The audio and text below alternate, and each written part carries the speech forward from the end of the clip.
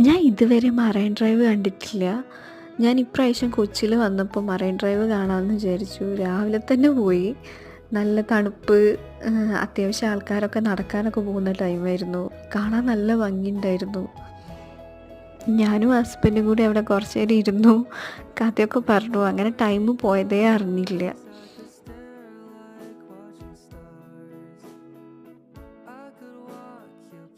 ഞങ്ങൾക്ക് തിരിച്ച് കോഴിക്കോട് എത്തേണ്ടതായതുകൊണ്ട് അവിടെ നിന്ന് പിന്നെ പെട്ടെന്ന് ഇറങ്ങി.